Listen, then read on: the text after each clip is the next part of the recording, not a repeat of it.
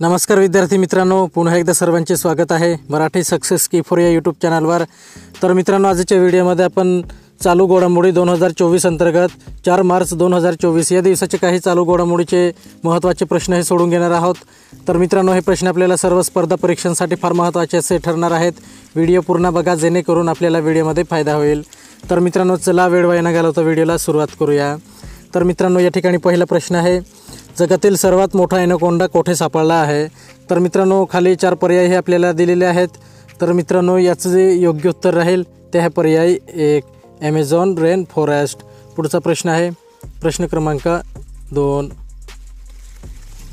सिक्कीमचे पहिले railway station म्हणून पंतप्रधान कोणत्या रेल्वे स्टेशनचे उद्घाटन करतील? तर मित्रांनो, महत्त्वाचा प्रश्न आहे। तर याचं जे योग्य उत्तर राहील ते आहे पर्याय 2 रंगोपा। पुढचा प्रश्न आहे प्रश्न क्रमांक 3, कोणत्या शहराने भारतीय प्रवाशांसाठी 5 वर्षाचा बहुप्रवेश विजा सुरू केला आहे? तर मित्रांनो, याचं जे योग्य उत्तर राहील ते आहे पर्याय 3 दुबई। पुढचा प्रश्न आहे प्रश्न क्रमांक 4, भारतीय American general Z Ashwin Ramaswami कोणत्या राज्याच्या सिनेटसाठी निवडणूक लढत आहे? तर मित्रांनो, महत्त्वाचा प्रश्न आहे। तर याचं जे योग्य उत्तर राहील ते आहे पर्याय 2 जॉर्जिया। पुढचा प्रश्न आहे प्रश्न क्रमांक 5, भारतीय सैन्याने कोणत्या राज्यात महिला कौशल्य विकास उपक्रम सुरू केला आहे? तर मित्रांनो, याचं जे योग्य उत्तर राहील ते आहे पर्याय 4 मणिपूर। पुढचा प्रश्न आहे प्रश्न क्रमांक 6, राष्ट्रीय विज्ञान दिन 2024ची थीम काय आहे? तर मित्रांनो, याचं जे योग्य उत्तर राहील ते आहे पर्याय 1 विकसित भारतासाठी स्वदेशी तंत्रज्ञान। पुढचा प्रश्न आहे प्रश्न क्रमांक 7,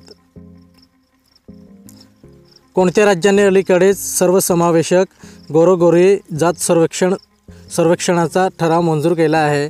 तर मित्रांनो, याचं जे योग्य उत्तर राहील ते आहे पर्याय 3 तेलंगणा। पुढचा प्रश्न आहे प्रश्न क्रमांक 8,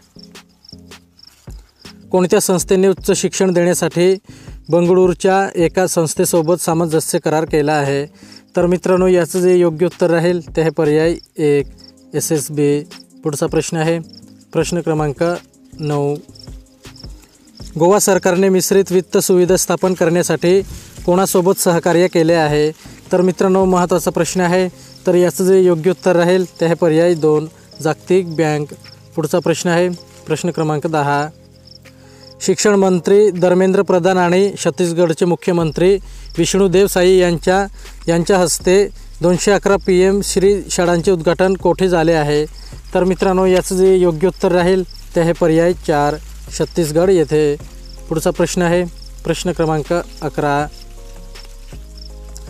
मुख्यालय एल्बो रिप्लेसमेंट सर्जरीसाठी कोणत्या संस्थेने एम्सशी सहकार्य केले आहे? तर मित्रांनो, महत्त्वाचा प्रश्न आहे। तर याचं जे योग्य उत्तर राहील ते आहे पर्याय 4 IIT दिल्ली। पुढचा प्रश्न आहे प्रश्न क्रमांक 12, 50 मेगावॉट क्षमतेचे गुजराई सौर ऊर्जा केंद्र कोणत्या राज्यात आहे? तर मित्रांनो, याचं जे योग्य उत्तर राहील ते आहे पर्याय 4 उत्तर प्रदेश येथे। प्रश्न क्रमांक 13 आहे, कोणत्या देशाला FATFच्या आर्थिक गुन्हेगारीच्या वॉच लिस्टमधून वगळण्यात आले आहे?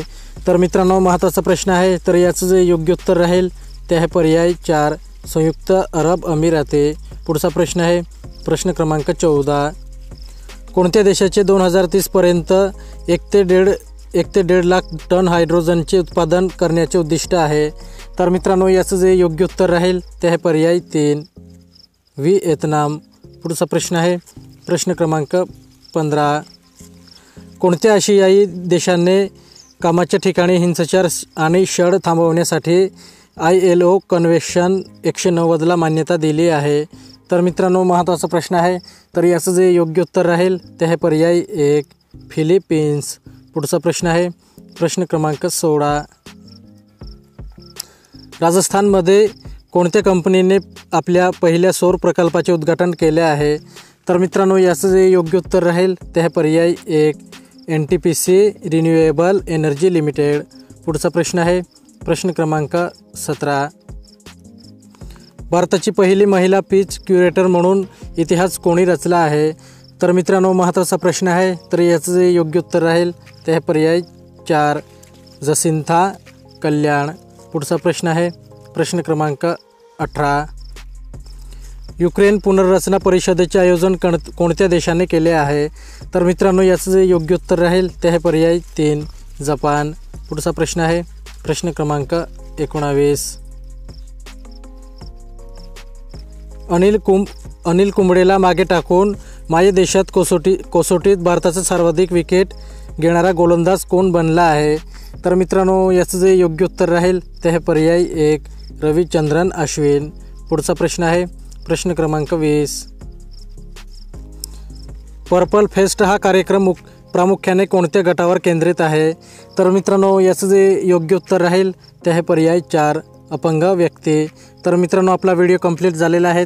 व्हिडिओ आवडला असेल तर व्हिडिओला लाईक करून घ्या आणि असेच नवनवीन व्हिडिओ पाहण्यासाठी चॅनलला सुद्धा सबस्क्राईब करून घ्या.